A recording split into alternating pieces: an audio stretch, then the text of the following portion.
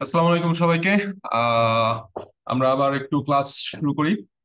আজকে আমরা প্রায় অনেক কিছুই শ্বসনতন্ত্রের গঠন সম্পর্কে প্রায় অনেক কিছুই পড়ে ফেলাইছি। শ্বসনতন্ত্রের গঠন আমাদের শেষ। আমাদের এখন শুধুমাত্র আর একটু বাকি আছে, অল্প কিছু জিনিস বাকি আছে। তার মধ্যে একটা গুরুত্বপূর্ণ পার্ট হতেছে শ্বসনের শারীরবৃত্ত। আমরা আজকে সেই পার্টটাই পড়বো। ওকে।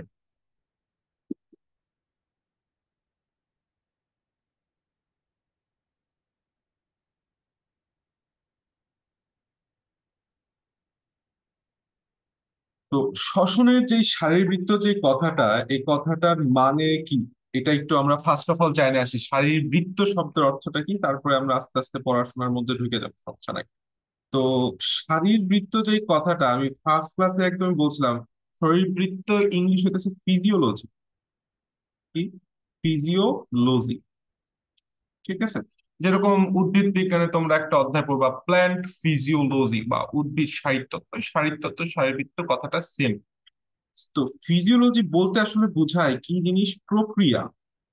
একটা প্রক্রিয়া, অনেকগুলা প্রক্রিয়া, বা ইংলিশে যেটাকে বলা হয় প্রসেস।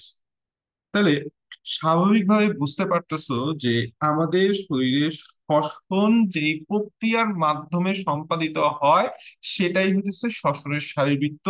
আমি আগেই বলছি যে শ্বসন ফার্স্ট ক্লাসে আমি পড়াইছিলাম যে শ্বসন দুই প্রকার। শ্বসন দুই প্রকার, একটা হইতেছে বহিঃশ্বসন আর একটা অন্তঃশ্বসন, দুইটা পার্থক্য করাই দিছি। আমরা আজকে প্রক্রিয়া পড়ব কোন শ্বসনের? বহিঃশ্বসনের প্রক্রিয়া। কি শ্বসন? বহিঃশ্বসনের প্রক্রিয়াটা আমরা আজকে পড়ব। বহিঃশ্বসনের প্রক্রিয়া তথা বহিঃশ্বসনের শারীরতত্ত্ব। এখন এখানে কিছু মজার জিনিস আছে, তো ভেতরে ঢোকার আগে অল্প কিছু জিনিস আমাদের একটু জানতে হবে। এখানে আমাদের শ্বাস পেশির কনসেপ্ট আমাদের কাজে লাগবে। গত ক্লাসে আমি পড়াই দিছি। তো শ্বসন বহিঃশ্বসন শুরু হওয়ার আগে আমাদের একটা জিনিস বুঝতে হবে যে আমরা হতেছে এনভায়রনমেন্ট থেকে অক্সিজেন গ্রহণ করি। সেটা আমার বডিতে যায়। বডি থেকে ব্লাডে যায়। বডি থেকে ব্লাডে যায়। ব্লাড থেকে সেলে যায়। সেম কথা, সেল কি তৈরি করে? কার্বন ডাই অক্সাইড তৈরি করে। সেই কার্বন ডাই অক্সাইড আবার বের হয়ে যায় কোথায়? এনভায়রনমেন্টে বের হয়ে যায়। তাহলে এই যেই আমার অক্সিজেন, এনভায়রনমেন্টের অক্সিজেনটা গ্রহণ করলাম, এই যে এনভায়রনমেন্টের অক্সিজেন গ্রহণ আর এই যে কার্বন ডাই অক্সাইড এনভায়রনমেন্টের ত্যাগ, এই দুইটাকে একত্রে বলা হইতেছে কি? শ্বাসক্রিয়া। একত্রে কি বলতেছি আমরা? শ্বাসক্রিয়া। তাহলে আমরা ছোটবেলা থেকেই জানি যে শ্বাসক্রিয়ার দুইটা পার্ট। এই যে অক্সিজেন গ্রহণ, এই গ্রহণটাকে আমরা বলতেছি কি? এই পার্টটাকে আমরা বলতেছি হইতেছে প্রশ্বাস। এটাকে আমরা বলতেছি হচ্ছে প্রশ্বাস বা শ্বাস গ্রহণ। প্রশ্বাস বা শ্বাস গ্রহণ খুবই নর্মাল জিনিস, তাই না? এবং আরেকটা হইতেছে এই যে কার্বন ডাই অক্সাইড সেল থেকে বের হয়ে এনভায়রনমেন্টে যাওয়া, এটাকে আমরা বলতেছি হইতেছে নিঃশ্বাস। এটাকে আমরা বলতেছি সেটা হচ্ছে নিঃশ্বাস বা শ্বাস ত্যাগ। নিঃশ্বাস বা শ্বাস ত্যাগ। তাহলে আমি তোমাকে বুঝাইতে চাইতেছি, আমাদের প্রশ্নে যদি কখনো শ্বসনের শারীরবৃত্তীয় বলে, তখন আমাদের এই শ্বাসক্রিয়ার ডেফিনিশন তথা সংজ্ঞাটা দিয়ে আমরা দুইটা শিরোনামে আমরা প্রসেসটা বর্ণনা করব। তাহলে এখন আসো আমরা প্রসেসের মধ্যে আস্তে আস্তে ঢুকি। তাহলে আমাদের ফার্স্ট অফ অল প্রসেসটাই হইতেছে প্রশ্বাস। তাহলে আমাদের ফার্স্ট প্রশ্বাস, প্রসেসটা কি? প্রশ্বাস, বা যেটাকে আমরা কি বললাম? শ্বাস গ্রহণ। ঠিক আছে।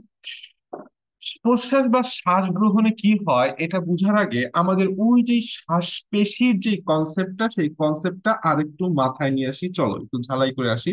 আমি একটু দুইটা ছবি আঁকি, আমার সাথে সাথে তুমিও যখন ক্লাস করতেছো ছবিটা আঁকতে থাকো। এটা হচ্ছে এই যে সেই আমার হচ্ছে আহ স্টারনাম ছিল, এবং সেই স্টারনামের পরে হইতেছে এই বরাবর আমার কি ছিল?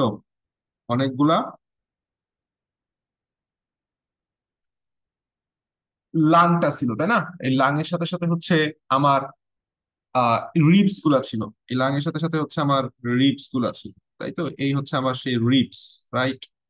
আচ্ছা, ছবিটা আমি একটু বড় করে আঁকি, আমাদের বুঝতে সুবিধা হবে। একটু ছোটই হয়ে গেছে, একটু বড় করে আঁকা যাক ছবিটা। যেহেতু একটা ছবি আঁকবো, একটু বড় করে ছবিটা আঁকি।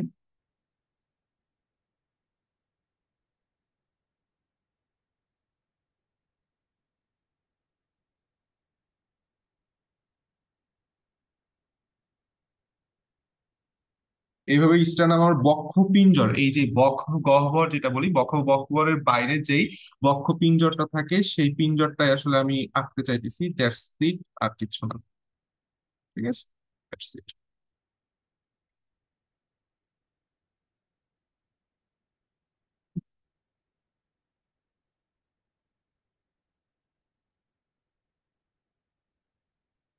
এটা হচ্ছে আমার একটা বক্ষ পিঞ্জর, নর্মালি একটা বক্ষ পিঞ্জর আমি আঁকলাম। তো এই বক্ষ পিঞ্জরের ভেতরের দিকে হচ্ছে আমার লাংটা আছে, তাই না?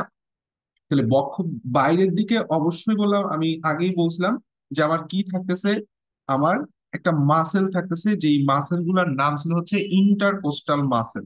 যেই মাসেল গুলার নাম কি ছিল? Intercostal muscle. আশা করি ভুলে যাও নাই। তাহলে ঠিক একইভাবে মাসেল গুলা এঁকে ফেলো, মাসেল গুলা একটু এঁকে ফেলো, সহজ জিনিস। তাহলে আমি মাসেল গুলা দিয়ে ফেললাম। এটা কি বলতেছি? এক্সটার্নাল ইন্টারকোস্টাল মাসেল, সবার বাইরেরটা আঁকতেছি, এই জন্য একে বলতেছি external intercostal muscle. Okay fine, external intercostal muscle আঁকা শেষ। ভেতরের দিকে হইতেছে আমার লাংসটা আছে, ভেতরের দিকে হচ্ছে আমার লাংসটা আছে, এইভাবে ভেতরের দিকে আমার লাংসটা আছে। ঠিক আছে, ভালো কথা। তো এই পাশ দিয়ে উপর দিয়ে শ্বাসনালী উঠে গেছে, শ্বাসনালী উঠে গেছে, উঠুক, সমস্যা নাই। এবং আর একটা কথা বলছিলাম, সেটা হচ্ছে এই যে মাসেলটা, এই টোটাল যে বক্ষপিঞ্জর, এই বক্ষ গহ্বরকে উদর গহ্বর থেকে পৃথক করে। এই পৃথক করার জন্য নিচের দিকে একটা পেশল, নিচের দিকে একটা পেশল পর্দা আছে, যে পর্দাটার নাম কি বলছিলাম? ডায়াফ্রাম, তাই না? তাহলে আমি একটু যদি মার্কিং করি সুন্দর করে, সেটা হতেছে, এইটা হতেছে আমার বহিস্থ ইন্টারকোস্টাল মাসেল। বহিস্থ বহিস্থ ইন্টারকোস্টাল মাসেল, ইন্টারকোস্টাল পেশি। আর নিচের এই যে মাসেল, এটাকে আমরা বলছিলাম হচ্ছে ডায়াফ্রাম, ডায়াফ্রাম, তাই না? আর টোটাল জিনিসটা ছিল হচ্ছে আমার একটা বক্ষপিঞ্জর। তো বক্ষপিঞ্জরটা আমি সামনাসামনি আঁকছি। আমি যদি একটু ব্যাকা করে আঁকি, অর্থাৎ একটা মানুষ পাশাপাশি দেখলে তুমি কিভাবে দেখবা? পাশাপাশি দেখলে দেখবাটা হইতেছে, এই হইতেছে আমার স্টারনাম, এইভাবে অবস্থিত করতেছি, লিপস গুলা এইভাবে অবস্থিত।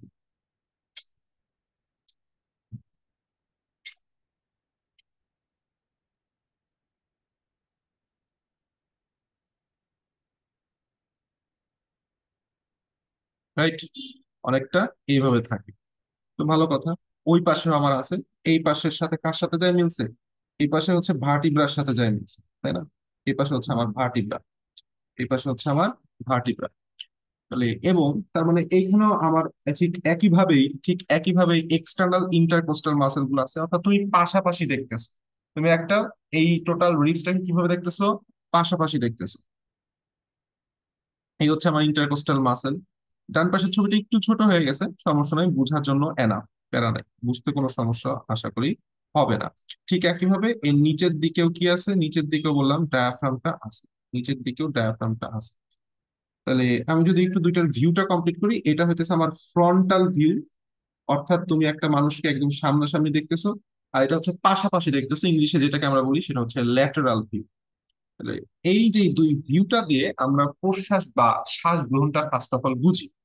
প্রশ্বাসের শুরুতেই কি আসে? এই যে বহিস্থ ইন্টারকোস্টাল পেশি আর এই যে ডায়াফ্রাম, এই ডায়াফ্রামে স্নায়ু উদ্দীপনা পরিবাহিত হয়। কি হইতেছে? স্নায়ু উদ্দীপনা পরিবাহিত হয়। কিভাবে হয় এইটা টোটালি আলাদা বিষয়, আপাতত যেটুক পড়াইতেছি সেটুক বুঝো। সেটা যে কিভাবে স্নায়ু উদ্দীপনা পরিবহন, এটা হচ্ছে শ্বাস প্রশ্বাস নিয়ন্ত্রণের অন্তর্ভুক্ত। নিয়ন্ত্রণটা আমি সুন্দর করে পরের ক্লাসে সুন্দর করে বুঝাই দিব। একটু বড় ক্লাস হবে, দুইটা পার্ট নিতে হবে, নিয়ন্ত্রণটা যথেষ্ট ভালো করে বুঝতে হবে। তার আগে একটু বুঝো যে এই যে স্নায়ু উদ্দীপনা, স্নায়ু উদ্দীপনাটা যখন বহিস্থ ইন্টারকোস্টাল মাসেল আর ডায়াফ্রামে প্রবেশ করলো, তাহলে আমার কি যদি আমি একটু লিখি, সেটা হচ্ছে এই যে স্নায়ু উদ্দীপনা, স্নায়ু উদ্দীপনা, এই স্নায়ু উদ্দীপনা কোথায় গেল? দুইটা পেশিতে গেছে। সংক্ষেপে যদি লিখি, সেটা হচ্ছে বহিস্থ ইন্টারকোস্টাল মাসেল, বা যেটাকে আমি বলতেছি সেটা হইতেছে এক্সটার্নাল ইন্টারকোস্টাল মাসেল, বা সংক্ষেপে বললে এক্সটার্নাল ইন্টারকোস্টাল মাসেল প্লাস কোথায় যাইতেছে? ডায়াফ্রাম, ডায়াফ্রামে যাইতেছে। তাহলে যখন এই যে এক্সটার্নাল ইন্টারকোস্টাল মাসেল এবং ডায়াফ্রামের স্নায়ু উদ্দীপনাটা সংবহিত হয়, তখন এই এক্সটার্নাল ইন্টারকোস্টাল মাসেল গুলা নিচ থেকে উপরের দিকে সংকুচিত হয়। কি হইতেছে? নিচ থেকে উপরের দিকে সংকুচিত হয়। দেখো, আর এই যে ডায়াফ্রামটা আছে সেটা হয় উপর থেকে নিচে। তাহলে এই দুইটা কথা একটু বুঝতে হবে, যে আমাদের যে এক্সটার্নাল ইন্টারকোস্টাল মাসেল ছিল, সেই এক্সটার্নাল ইন্টারকোস্টাল মাসেল কোথা থেকে? উপর, সরি, নিচ থেকে, নিচ থেকে উপরে, নিচ থেকে উপরের দিকে। কোথা থেকে? নিচ থেকে, নিচ থেকে উপরে সংকুচিত হয়। উপরে সংকুচিত, সংকুচিত হয়। আর আমার যে ডায়াফ্রামটা ছিল, আমার যেই ডায়াফ্রামটা ছিল, সেই ডায়াফ্রামটা হইতেছে উপর থেকে নিচে সংকুচিত হয়। উপর থেকে নিচে সংকুচিত হয়। তাহলে দেখো, যদি এই যে মাসেলটা অর্থাৎ এক্সটার্নাল ইন্টারকোস্টাল মাসেল গুলা নিচ থেকে উপরের দিকে সঞ্চালন ঘটে, অর্থাৎ আমার এই স্টার্নাম সহ, এক্সটার্নাল ইন্টারকোস্টাল মাসেল সহ, রিব সহ উপরের দিকে উঠে গেছে, উপরের দিকে উঠে গেছে, আর এই ডায়াফ্রামটা নিচের দিকে চলে আসছে, অর্থাৎ ডায়াফ্রামটা তখন এই বরাবর আসছে, ডায়াফ্রামটা তখন এই বরাবর আসছে। তার মানে আমি তোমাকে বুঝাইতে চাইতেছি যে আমাদের এখানে এই যে অনুদৈর্ঘ্য বরাবর, অর্থাৎ লম্বালম্বি যে দৈর্ঘ্যটা ছিল, লম্বালম্বি যে দৈর্ঘ্যটা ছিল, সেই দৈর্ঘ্যটা বললাম অনেক বেড়ে গেছে। তাহলে ফার্স্ট অফ অল কি ঘটলো আবার? ফার্স্ট অফ অল এখন ঘটলো সেটা হচ্ছে আমাদের যে অনুদৈর্ঘ্য, দৈর্ঘ্য অর্থাৎ লম্বালম্বি যে দৈর্ঘ্যটা, এই যে যেটাকে আমরা বলতেছি ভার্টিক্যাল লেন্থ, তাহলে আমি বলতে পারি সেটা হচ্ছে ভার্টিক্যাল যে লেন্থটা, ভার্টিক্যাল লেন্থ, LENGTH, ভার্টিক্যাল লেন্থটা বেড়ে গেল, ভার্টিক্যাল লেন্থটা বেড়ে গেল। ভার্টিক্যাল লেন্থটা যখন বাড়লো, সাথে সাথে আর একটা লেন্থ দেখো বাড়তেছে। তুমি একটা জিনিস খেয়াল করো, যে একটা বক্ষ গহ্বরের উপরের দিক খেয়াল করো, বক্ষ গহ্বরটার, আমি যদি এদিকে একটু খেয়াল করো, একটা মজার জিনিস দেখাই, সেটা হচ্ছে তুমি উপরের দিক এই জায়গাটা একটু খেয়াল করো, আর নিচের দিক এই জায়গাটা খেয়াল করো। তুমি দেখতে পাবা নিচের অনুপ্রস্থ দৈর্ঘ্যটা, নিচের কি দৈর্ঘ্যটা? অনুপ্রস্থ দৈর্ঘ্যটা বড়। অর্থাৎ তুমি যদি এই পিছন থেকে সামনের দিক আসো অথবা পাশাপাশি যাও, যে কোনো জায়গায় যাও না কেন, নিচের দিকটা হইতেছে বড়, আর উপরের দিকটার দৈর্ঘ্যটা, অনুপ্রস্থ দৈর্ঘ্যটা, সেটা হচ্ছে ছোট। তাহলে একটা পেশি যদি নিচ থেকে উপরের দিকে রিবস গুলা নিয়ে আসে, তাহলে স্বাভাবিকভাবেই উপরের যে সংক্ষিপ্ত জায়গাগুলো সেটাও আস্তে আস্তে একটু বড় হবে। তাই না? তুমি স্বাভাবিকভাবে ফিল করো, তুমি একটু শ্বাস নাও, দেখবা যে তোমার বুকের উপরের পার্টটা ফুলে আসতেছে। অর্থাৎ এইটাকে আমরা বলি, এইটাকে আমরা বলি সেটা হচ্ছে অনুপ্রস্থ দৈর্ঘ্য। কি দৈর্ঘ্য? অনুপ্রস্থ দৈর্ঘ্য বা হরাইজন্টাল লেন্থ।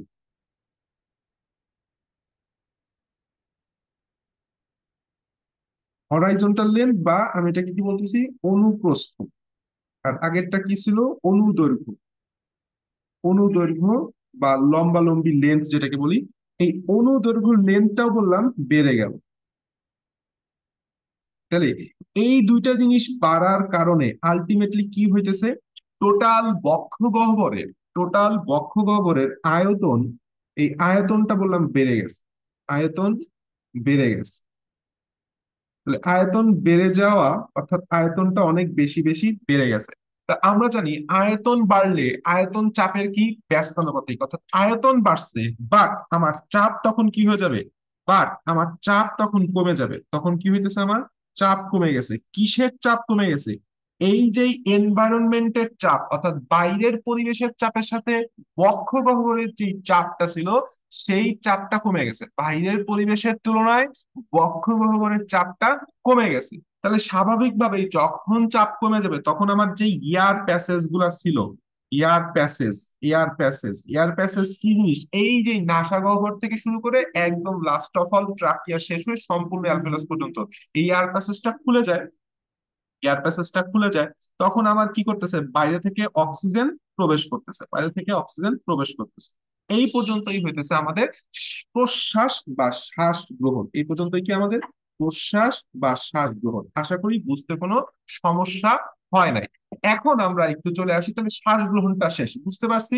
যদি আবার একটু রিক্যাপ করি যে প্রথমে কি হইতেছে, এই পাশে তাকাও, স্নায়ু উদ্দীপনা কোথায় যাইতেছে, এক্সটার্নাল ইন্টারকোস্টাল মাসেল বা বহিস্থ ইন্টারকোস্টাল পেশি আর ডায়াফ্রাম তথা এই যে নিচের যে পেশল মাসেলটা, এই যে নিচের যে পেশল মাসেলটা, এই ডায়াফ্রামে সংবহিত হলে আমাদের টোটাল এক্সটার্নাল ইন্টারকোস্টাল মাসেলটা নিচ থেকে উপরের দিকে সংকুচিত হয়ে যায়, আর ডায়াফ্রামটা উপর থেকে নিচে সংকুচিত হয়ে যায়, যার কারণে আমার বক্ষ গহ্বরের ভার্টিক্যাল লেন্থ এবং হরাইজন্টাল লেন্থটা বেড়ে যায় এবং আলটিমেটলি বক্ষ গহ্বরের আয়তনটা বেড়ে যায়, যার কারণে বা পরিবেশের তুলনায় বক্ষ গহ্বরের ভেতরে চাপ কমে যায়, তখন এয়ার প্যাসেজটা খুলে যায় এবং বাইরে থেকে অক্সিজেন ভেতরে তথা লাংসে বা ফুসফুসে প্রবেশ করে।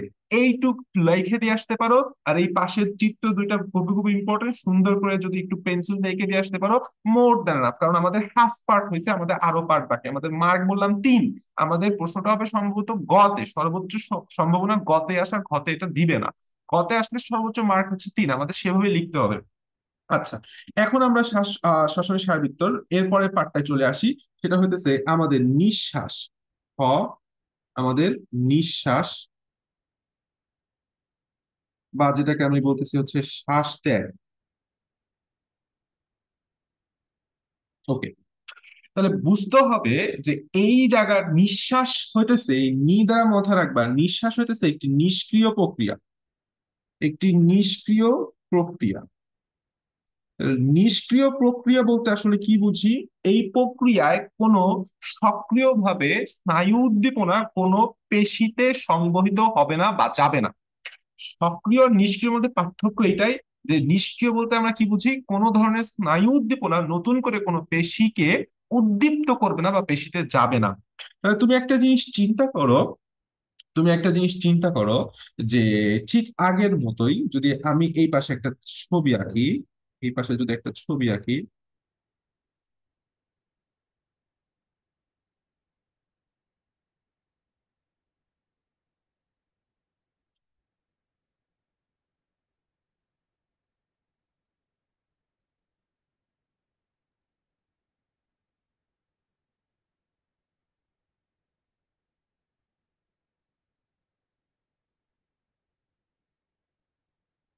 মোটামুটি নর্মাল বোঝার জন্য, যদি এই পাশের ছবিটা একটু ভালো হলো না, এই পাশের ছবিটা একটু সুন্দর করে আঁকি, বোঝা যায় এরকম করে একটা সুন্দর একটা ছবি এঁকে দিতে পারবে, ঠিক আছে। খুব ভালো হইতে হবে এরকম না, আবার খুব বাজে হইলেও হবে না, ঠিক আছে। মোটামুটি সুন্দর করে একটা বোঝা যায়, এইভাবে আমাদের একটু এঁকে দিয়ে আসতে হবে। আচ্ছা,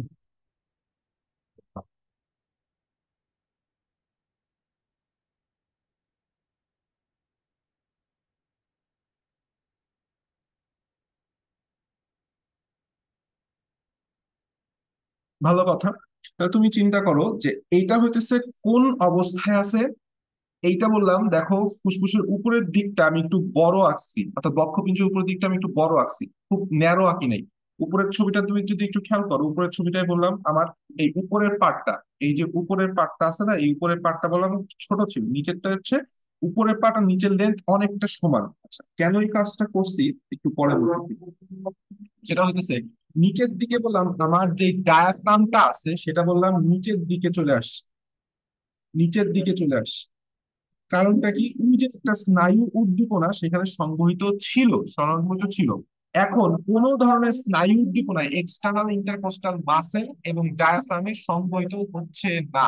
অর্থাৎ তোমার প্রথম লাইনটাই থাকবে, যখন তুমি শারীরবৃত্তীয় শ্বসন নিঃশ্বাস লিখবা তখন হচ্ছে লিখতে হবে নিঃশ্বাস একটি নিষ্ক্রিয় প্রক্রিয়া, এই প্রক্রিয়ায় কোনো ধরনের স্নায়ু উদ্দীপনা বহিস্থ ইন্টারকোস্টাল মাসেল তথা এক্সটার্নাল ইন্টারকোস্টাল মাসেল আর ডায়াফ্রামে সংকুচিত হয় না, ডায়াফ্রামে সংবহিত হচ্ছে না। তার মানে এক্সটার্নাল ইন্টারকোস্টাল মাসেলের উদ্দীপনা সংকোচন নেগেটিভ, ডায়াফ্রামের সংকোচন নেগেটিভ, নেগেটিভ হচ্ছে সে সংকুচিত হচ্ছে না। তাহলে যখন সংকুচিত হবে না, তার মানে সে পূর্বের অবস্থায় ফিরে আসতে চায়। অর্থাৎ এক্সটার্নাল ইন্টারকোস্টাল মাসেল গুলো উপর থেকে নিচের দিকে নামে, আর ডায়াফ্রাম তার স্বাভাবিক অবস্থান নিচ থেকে উপরের দিকে উঠে ধনুকের মতো বেঁকে যায়। কি হয়, তাহলে এক্সটার্নাল ইন্টারকোস্টাল মাসেল কি করতেছে, উপর থেকে নিচের দিকে নামে, উপর থেকে নিচের দিকে নেমে আসে, আর ডায়াফ্রাম কি করতেছে, নিচ থেকে নিচ থেকে উপরের দিক ধনুকের মতো বেঁকে যায়। ফলে আলটিমেটলি আমার ডায়াফ্রামটা বললাম এর ভাবে চলে আসছে, তাই না? ডায়াফ্রামটা ঠিক এই জায়গায় চলে আসছে।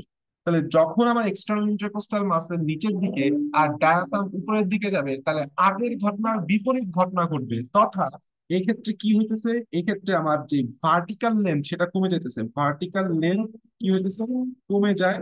ঠিক একইভাবে আমার হরাইজন্টাল লেন্থ সেটাও কি হয়ে যাচ্ছে, কমে যাইতেছে। তাহলে যখনই আমার আলটিমেটলি দুইটা লেন্থ কমে যাওয়ার কারণে আয়তন কি হয়ে যাচ্ছে, আয়তনও কমে যাচ্ছে। এবং আয়তন যখনই কমে যাচ্ছে, স্বাভাবিকভাবেই বাইরের এনভায়রনমেন্টের প্রেসারের তথা চাপের তুলনায় আমার বক্ষ গহ্বরের চাপ বেড়ে যায়, বক্ষ গহ্বরের চাপ বেড়ে যায়। ফলে আলটিমেটলি আমার ভেতরের ফুসফুসের কার্বন ডাই অক্সাইড যুক্ত বাতাস ফুসফুস দিয়ে এনভায়রনমেন্টে চলে আসে। অর্থাৎ এই জিনিসটাই বললাম আসলে আমাদের নিঃশ্বাস, এই জিনিসটাই কি আমাদের নিঃশ্বাস, এই জিনিসটা আমাদের মাথায় রাখতে হবে। That's it. তুমি যদি সুন্দর মতো দুটো চিত্র আর এই টোটাল সিকোয়েন্সটা সুন্দর করে এঁকে দিয়ে আসতে পারো, লিখে দিয়ে আসতে পারো, যা বললাম যা বুঝলা, that's enough for you. Okay, fine. আজকে এই পর্যন্তই। কেন আমাদের পেশি সংকুচিত হচ্ছে, কোথা থেকে স্নায়ু বিকরণ আসছে, এইসব প্রশ্ন বললাম নিজেদের মনে আসে। তাহলে আপাতত এইসব প্রশ্নের উত্তর দেওয়ার দরকার নাই, জানানোর দরকার নাই। আমরা নেক্সট ক্লাসে এইসব প্রশ্নের উত্তর জানবো ইনশাল্লাহ। কারণ নেক্সট ক্লাসটা আমাদের টোটাল ওইটার উপর হবে, যে শ্বাসনের নিয়ন্ত্রণ, শ্বাস প্রশ্বাসকে নিয়ন্ত্রণ। Okay, thank you, best of lakh.